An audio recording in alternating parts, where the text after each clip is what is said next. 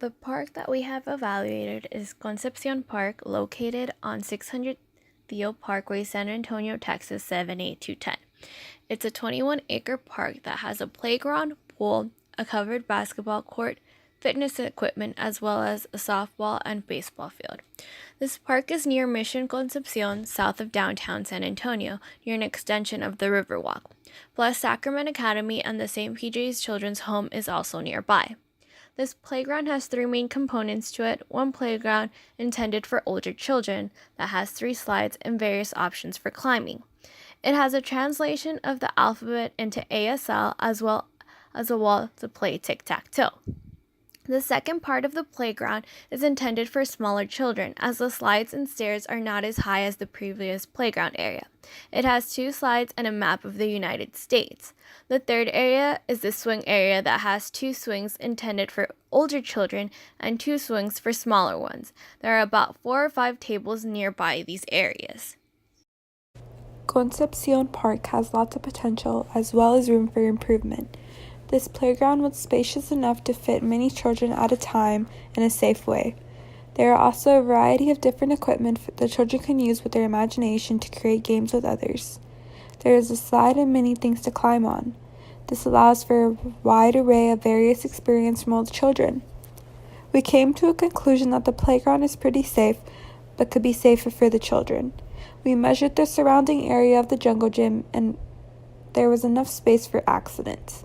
From the end of the slide to the start of the sidewalk, there were 7 feet of empty soft space, just in case something were to happen. The size of the play equipment was appropriate for the age group served, ages 2 through 5. The climbing heights reached just below 7 feet. The surrounding area of the playground was free of litter and anything that could possibly become dangerous to children. The playground is a combination of the colors red, orange, and yellow. To me, these colors are very welcoming and exciting. While this park did have various amenities, some of its weaknesses included the actual equipment available for children and its safety. This park did not provide structures for dramatic play such as a playhouse or car. There is also not much of an opportunity for children to use sensory skills such as interact with raw materials like wood chips and tires. All that was available for the children was the actual playground and the swings. In addition, when it came to safety, this park did not have an enclosing fence that separated the park from the street. There were also some openings on the side that could entrap a child's head, as they ranged between 3.5 to 9 inches. It also did not have any shaded area at the tables nor the playground, which means the equipment can become very hot. I also noticed that it's not too special needs friendly. The playground has a lot of climbing components to it that a wheelchair could not get onto. The swings were also not appropriate for children with special needs, as the sizes were pretty small. Although the playground may be lacking some materials, this does not stop the child from imagining and creating their own games. I believe the possibilities for games the child can create are endless. Unfortunately, we were not able to observe children at play, but we can imagine what kind of games they would have played. The child can create a game involving a castle.